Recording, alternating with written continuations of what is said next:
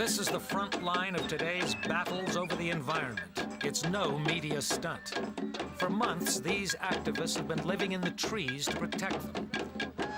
Others support from the ground.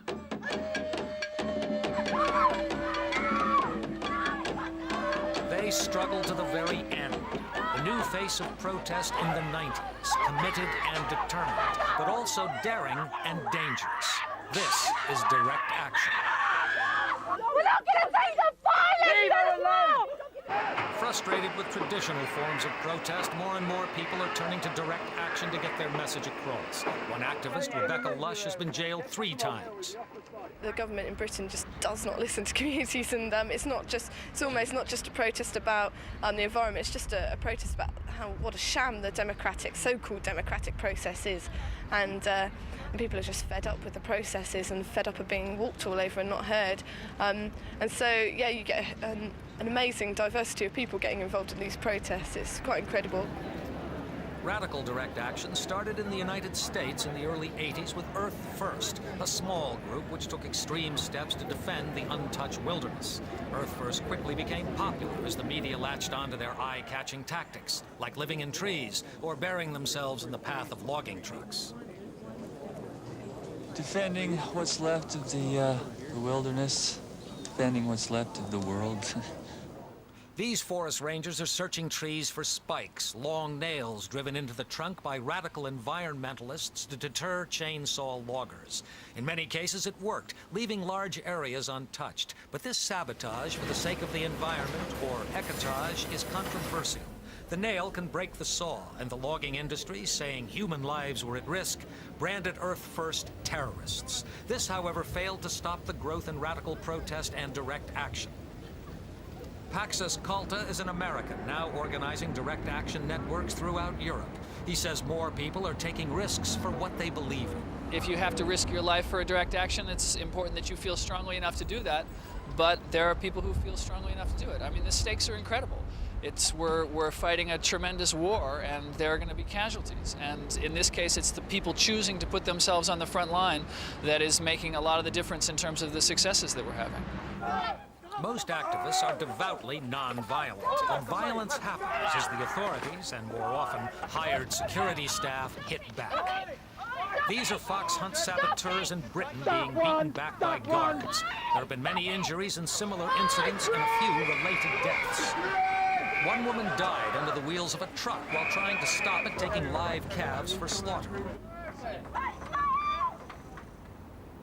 It's not just Earth First. In Britain, environmentalists have joined forces with animal rights and social justice activists involving a wide range of people. I'm not the sort of person who does outrageous things. One has to sometimes stand up and be candid, and that's what happened. I sat down and was candid. They put the handcuffs on you, and it hurts, and you're taken away, and you have absolutely no rights whatsoever. Developing behind the action is a new alternative lifestyle based on basic needs and access to land. At sea, direct action is more about single combat between ships. This ship is run by the Sea Shepherd Conservation Society, and it's hunting a driftnet fishing vessel. At the bridge is a former Greenpeace director, Paul Watson, who left when his tactics became unacceptable. Here, he is about to ram a driftnet ship, which is fishing illegally, catching all sea life indiscriminately in its huge nets. Watson aims to sabotage the driftnet winding gear on the side of the ship. We justify sabotage in the same way that the United States Navy justifies sabotage. It's an effective military technique. It prevents our opposition from carrying out their illegal activities. It's pretty hard to go out and kill whales illegally if you don't have a ship to do it with. And I think that the only thing that our opposition really understands is this kind of direct action. Once you sink a whaling ship, you can be assured that you're going to save some whales. So far, Sea Shepherd has blockaded ports, rammed many ships, and sunk 10. These 2 whaling ships were scuttled at night at Reykjavik harbor. The saboteurs left a third as some of the crew were still on board, but they went on to attack a whale processing plant nearby. This type of military direct action triggers a direct reaction from authorities. The Norwegian warship rams the Sea Shepherd to protect its whaling fleet from the campaigners.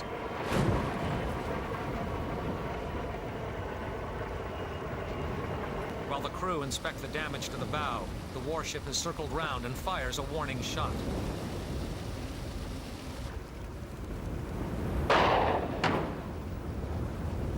Norwegian Marines are then dispatched to throw depth charges at the hull. The boat is coming over. Okay, they're getting ready to throw another charge. They just did it. Did you hear that? These are risks that we have to take. Our ships have been attacked, we have been sabotaged, but we're not going to cry about that. After all, we sink ships. We're going to expect some sort of retaliation. Greenpeace is critical of Sea Shepherd's methods as too confrontational, risking the lives of both their crew and their targets. In the bombing of Rainbow Warrior, one activist was killed at the hands of the French Secret Service, so Greenpeace never carries out sabotage. Its actions are passive and mostly media-orientated. Greenpeace banners in mid-ocean are for the benefit of its own television crew, which distributes the image round the world. Actions like this anti-nuclear banner drop in a power plant in the Czech Republic not only raises awareness, but encourages people to protest or civil disobedience. With widespread environmental problems in Eastern Europe, the fledgling democracies face a rise in this kind of action. Paul McGee, Coordinator International Actions, Greenpeace. Whereas 10 years ago, people were just seen as long-haired hippies with open-toed sandals eating lentils. I mean, which it never was, but it's ordinary people taking direct action against environmental abuses at whatever level.